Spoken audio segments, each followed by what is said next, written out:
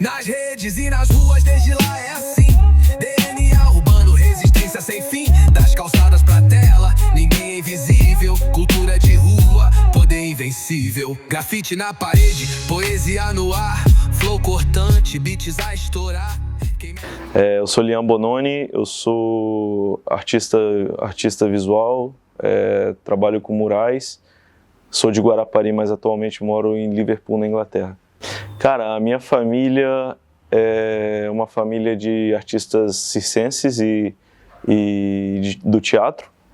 Então, desde pequeno, eu cresci num lar cercado por músicos, por palhaços, por malabaristas.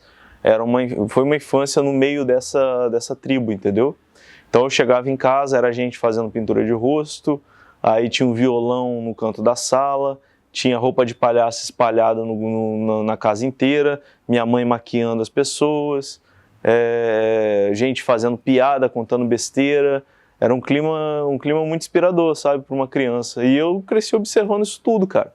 E aí eu sempre me identifiquei com desenho, né? No início eu gostava muito de desenhar em formato mais de quadrinho, aí depois fui pro cartoon, caricatura, até foi assim a minha aproximação do lado criativo da coisa foi desde de criança, entendeu?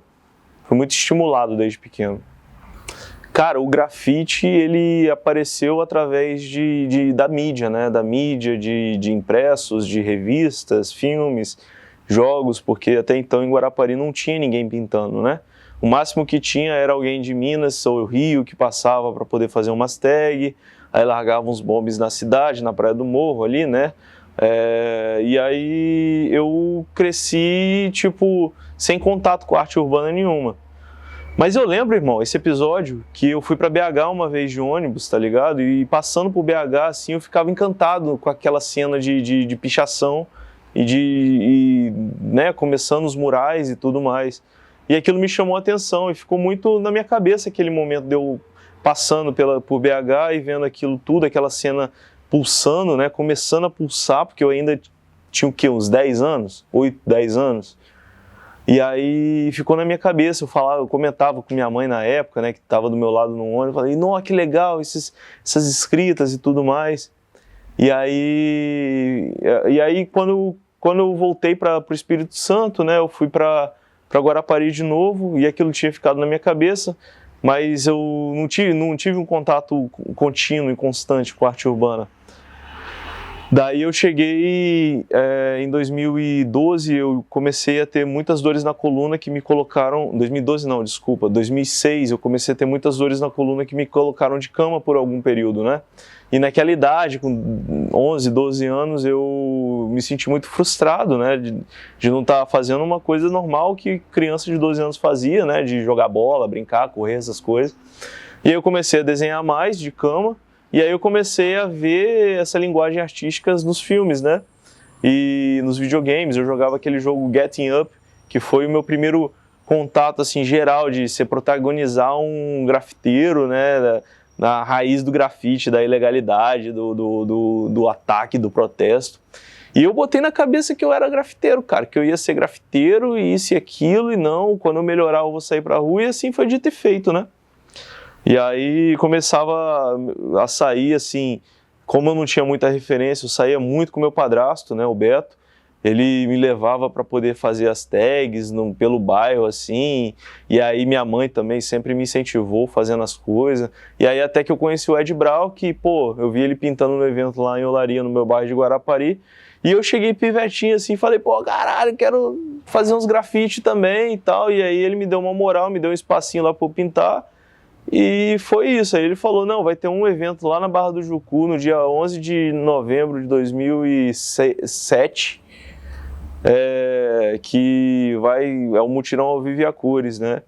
E aí foi meu primeiro contato com a cena, e aí eu fui para esse evento, e aí lá eu cheguei, conheci a galera da cena que tá aí até hoje, né? Tipo o Fone, pô, pintei do lado do Fone, do lado do GRD na época, Irã, Smoke, Mark I, conheci a galera toda, a AQI, entendeu?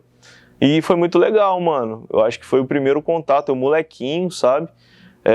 distante, né? Guarapari é um pouco distante da Grande Vitória, especialmente quando você é criança ainda, né? Um pré-adolescente que não tem esse contato com, não tem essa facilidade de sair e colar em outras cidades, né? Então, o suporte da minha família foi muito importante nesse início aí, tá ligado? Que eles sempre me levavam aonde quer que fosse, no Espírito Santo eu ia. E aí, pô, eu conheci a galera da cena e, tipo, a galera foi me direcionando pra um lado bacana, assim, né, mano? Trouxe muita consciência pra mim com pouca idade, tá ligado?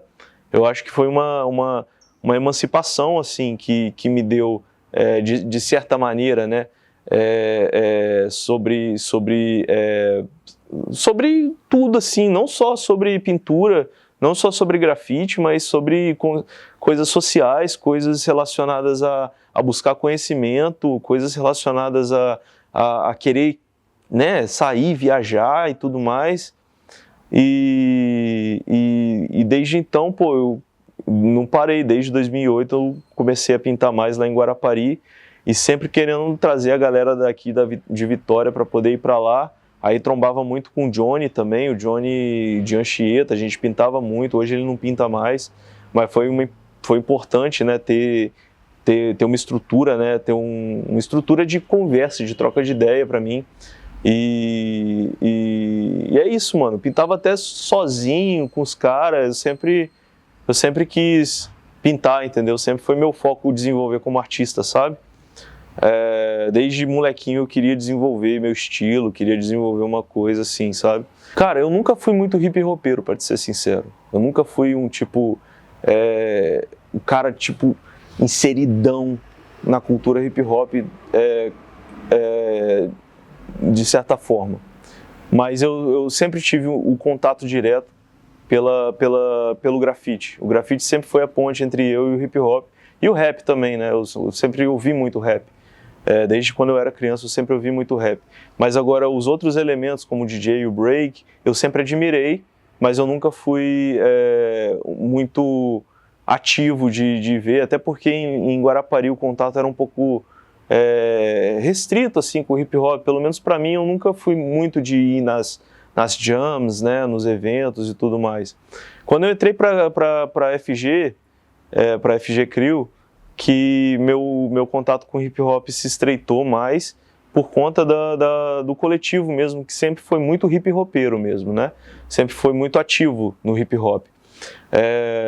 E então a Crew, através do grafite, me criava esse contato, né? E aí também com origrafes e tudo mais, eu levantava a bandeira do hip hop através deles, entende? Então sempre foi uma cultura que me trouxe muita admiração, me ensinou muita coisa, entendeu? Ver o início do hip hop como que foi, isso me educou muito, sabe? Mas de ser assim um cara que ia em todas as jams e frequentava realmente, eu ia ocasionalmente, entendeu? Eu nunca fui um cara que falava, não, eu sou isso e tal, mas eu sempre tive uma admiração. Minha postura sempre foi de uma admiração, entendeu? Então, a minha proposta de trabalho nunca foi muito regional, assim, dentro da estética, entendeu? Eu nunca trouxe uma abordagem muito de onde eu estava, entendeu?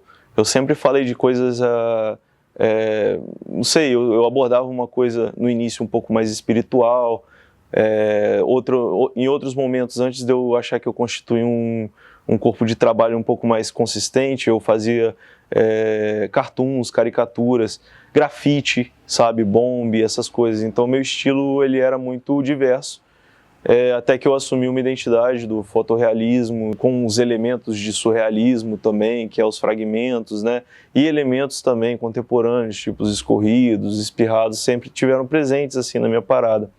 Eu acho que mas apesar disso, o ambiente, inconscientemente, ele vai influenciar no que você é, entendeu? Em como que você se comporta. Então, isso reflete de alguma maneira dentro do meu trabalho.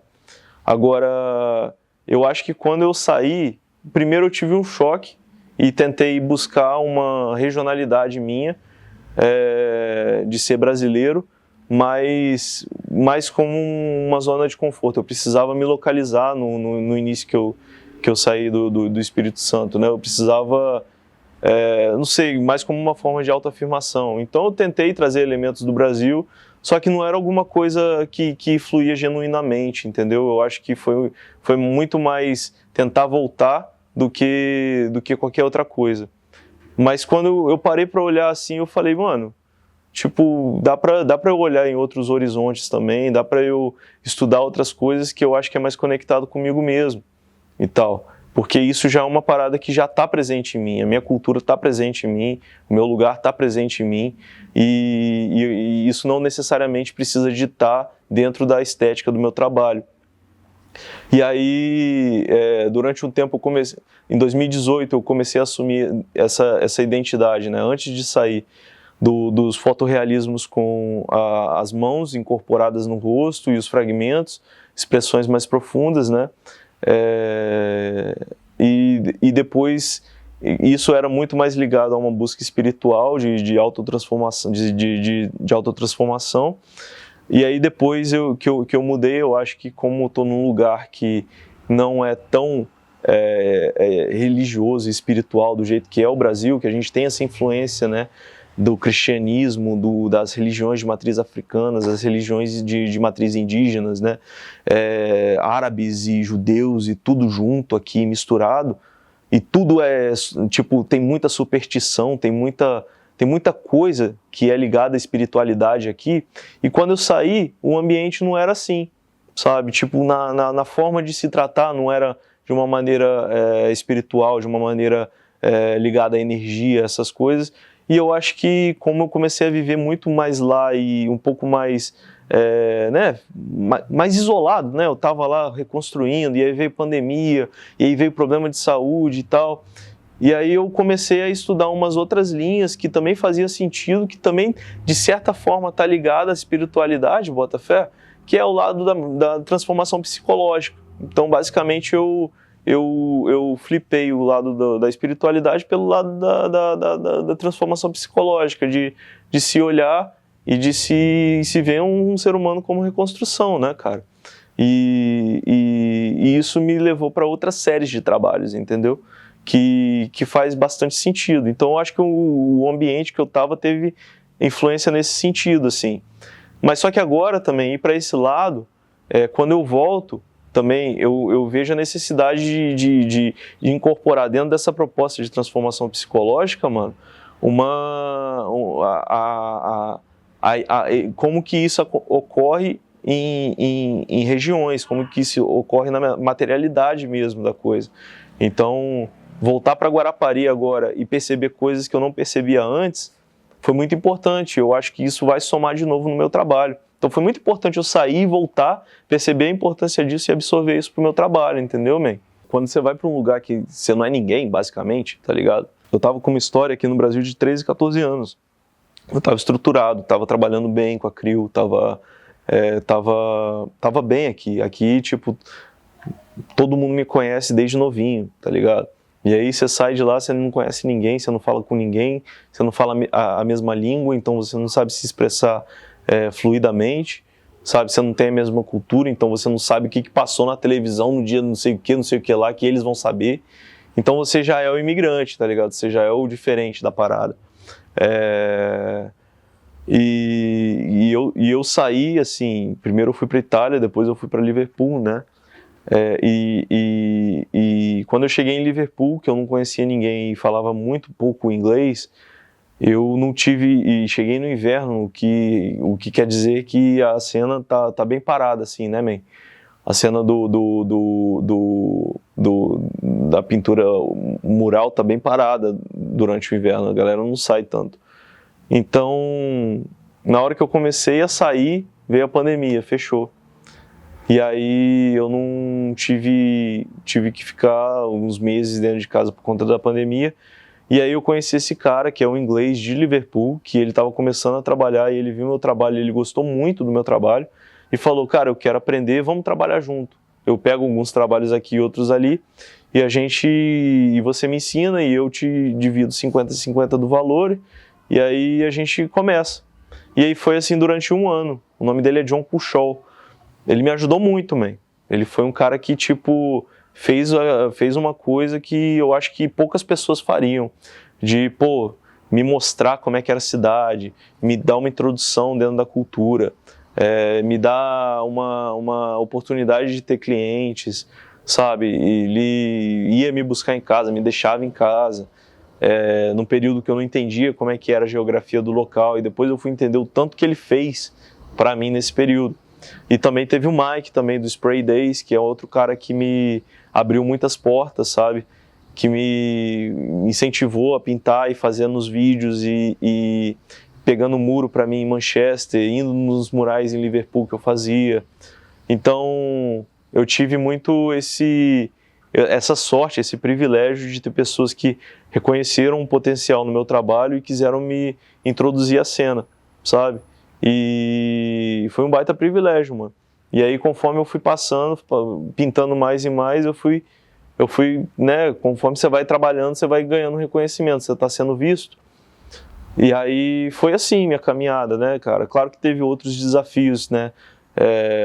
Aquele problema de saúde que eu tive no início da carreira voltou, então eu fiquei 2 anos com muita dor nas costas, o que me impediu de trabalhar como eu queria.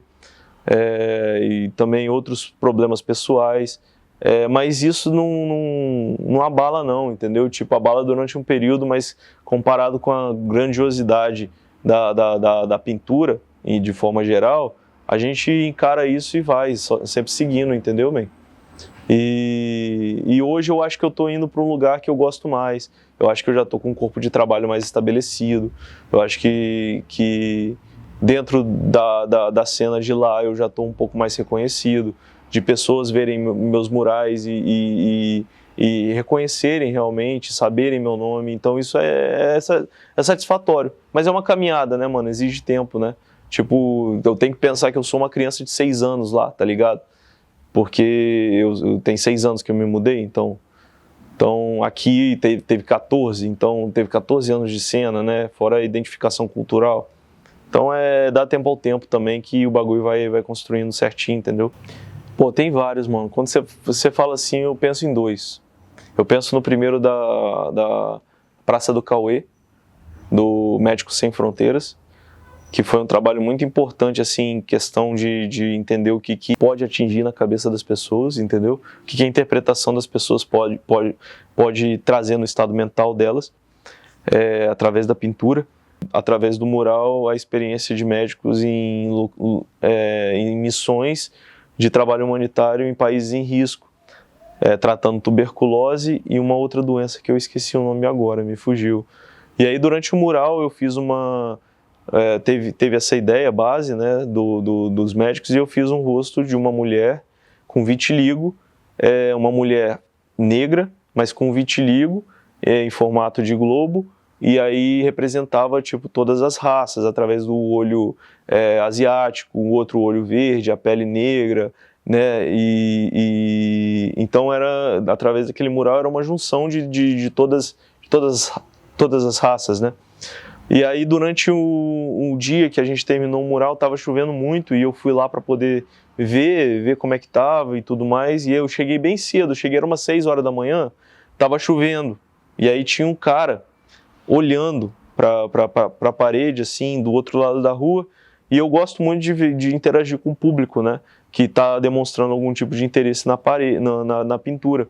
E eu cheguei para trocar ideia com ele, e o cara foi descrevendo, tipo, através da pintura, ele foi descrevendo toda a vida dele, tá ligado? Através do trabalho do Morris, que pintou, aí vai pro trabalho do Luan, aí vem pro meu, aí vem pro trabalho da Keka, depois vai pro trabalho do Starley.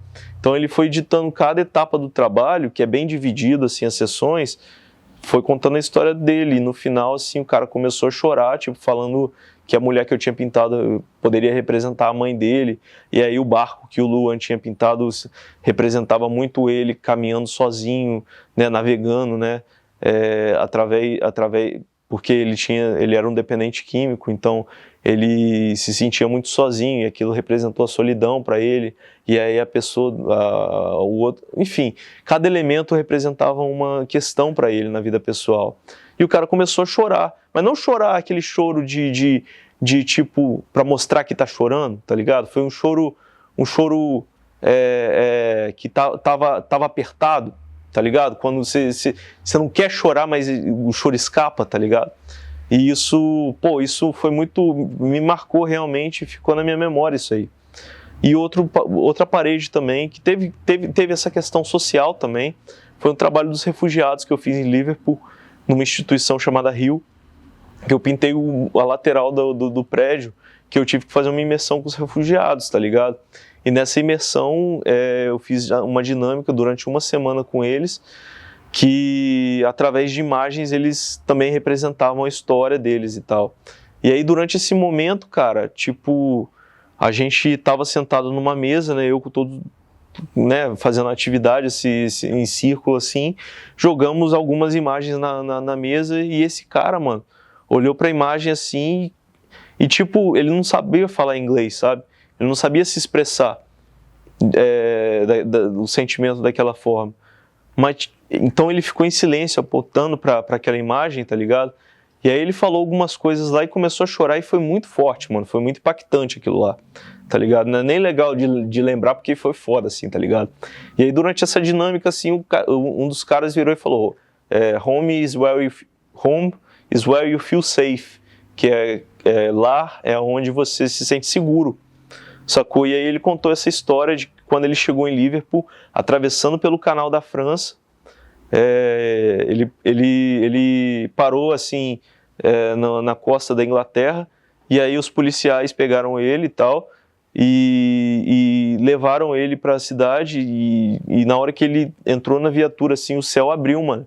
E aí ele reinterpretou aquilo como um sinal de Deus, tá ligado? E aí ele chegou em Liverpool, e aí o sol estalando e ele interpretando aquilo lá como um sinal divino mesmo, né? Ele é muçulmano e tudo mais.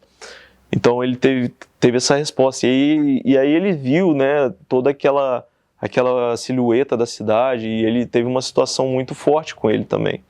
Mas, mano, se for contar cada história, assim, eu acho que essas duas foram as mais impactantes, que quando você pergunta me vem na hora, assim, sacou? Mas teve muitas outras, mano. Sabe, eu acho que trabalhar na rua, trabalhar com arte mexe muito, né, cara, com as pessoas. E isso tá sujeito a tudo, né, cara? Sabe, tá sujeito a raiva, tá sujeito a tristeza, tá sujeito a emoção, tá sujeito a felicidade, tá muito exposto, né? Sacou? E, pô, esses episódios, assim, eu fico até emocionado quando eu lembro, tá ligado? É bonito. Porque a gente está muito focado em bolhas, né? Querendo ou não, a pintura é um processo muito solitário, sacou? E aí, quando você vai pra rua, você se expõe, tá sujeito a essas paradas, você toma um choque, sacou? Porque você tá muito você com você mesmo, entendeu? Então, é isso, mano. Então, eu gosto de mural, eu gosto de parede, mano. Eu gosto de externo. Isso é uma coisa que sempre me agradou desde do início, né? O grafite, o mural, o contato, isso que eu acabei de falar, né? De estar na rua, sempre me agradou muito. Mas eu acho que a gente vai ficando velho, a gente sente as limitações, né? A gente sente as limitações do tempo, a gente sente da técnica, né? O spray começa a ficar muito tóxico, tipo, a coluna começa a doer, sabe, o sol já cascora no lombo e você começa a ter uma resistência menor. Então eu penso que o meu futuro vai ser dentro de estúdio e eu quero trabalhar com projetos que me permitem explorar outras linguagens, né? Linguagens, não sei, de repente de escultura, linguagens desenvolver mais o meu trabalho em tela, sabe, ter uma coisa, trazer um pouco mais de estudo para a tela também. Eu gosto muito de pintura real, assim, com um pincel também, então, não sei, eu me vejo futuramente fazendo 50-50 ou 60 de tela e 40 de mural, porque eu não sei até quando que eu vou ter resistência para poder pintar mural, né, cara? Eu vejo, tipo, o tanto que isso exige do físico, exige do estresse. Então eu desejo ser um artista voltado bastante pro estúdio e pro mural, mas balanceando entre os dois, entendeu? E eu acredito também que, pô, quando você está pintando em estúdio, você desenvolve um outro lado que às vezes no mural é um pouco difícil de desenvolver pelo processo de ter que fazer rápido, porque tempo é dinheiro, e aí ter material é caro, e aí você tem que terminar, tem que pintar durante o dia, poucos murais você pode pintar durante a noite. Então é isso, bro. Eu acho que eu me vejo assim, eu me vejo tendo um trabalho muito mais... eu desejo que meu trabalho fique cada vez mais genuíno, mais pessoal para mim, porque, igual eu falei, eu não pintava tanto sobre mim e agora eu tô querendo falar mais de mim, das minhas histórias, do meu ponto de vista de algumas coisas. Não só isso, mas também de como eu encaro a pintura em si, o processo da pintura, o processo criativo. E é isso, mano. Eu me vejo como artista, mano. Eu quero eu quero ficar sem limite de arte, entendeu? Quero explorar várias paradas. É isso que eu me vejo, mano. Eu trago muito essa parada que a Lacunha falou pro Stalin uma vez, e o Stalin reproduziu essa parada pra mim, de ser fiel à sua arte, que a sua arte vai ser fiel de volta.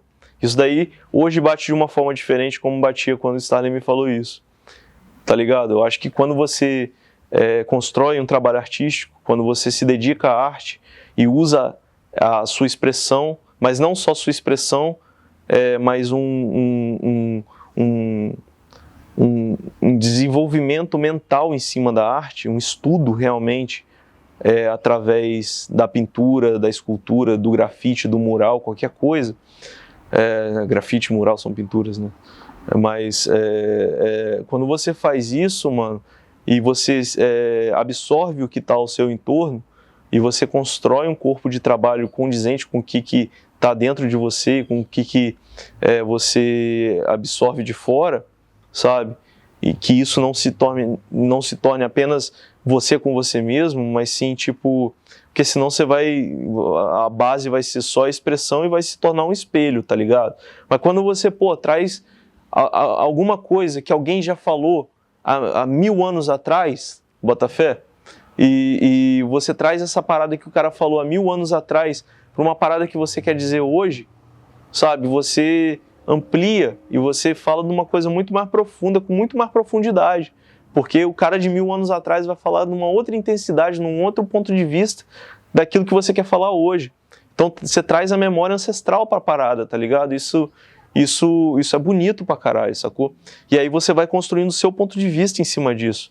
E aí você constrói a sua arte, que aí você constrói o seu corpo de trabalho, sacou? E aí você não defender, mas você acreditar naquilo e produzir aquilo, independente das adversidades da vida que vão ter, e você continuar naquilo lá, mano, você vai ser fiel à sua arte, tá ligado? E sua arte vai ser fiel a você, trazendo a satisfação que você tem, que você busca, tá ligado? Com esse processo intelectual, bota fé? Então, às vezes pode não ser fiel no sentido financeiro ou no sentido de reconhecimento, ou pode ser dessa forma, mas não em você em vida, tá ligado?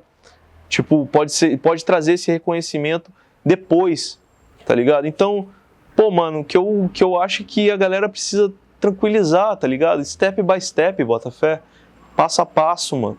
Tipo, é tempo, eu tenho 20 anos agora que eu tô pintando, e eu me considero só na introdução, mano, na primeira frase, sacou? Então, eu acredito que isso daí, eu sou fiel ao que eu realmente sou, tá ligado? E acho que essa base aí é importante, mano. Ser fiel ao próprio trabalho, tá ligado? Ser fiel aos bagulho que você acredita. Nas redes e nas ruas desde lá é assim. DNA urbano, resistência sem fim.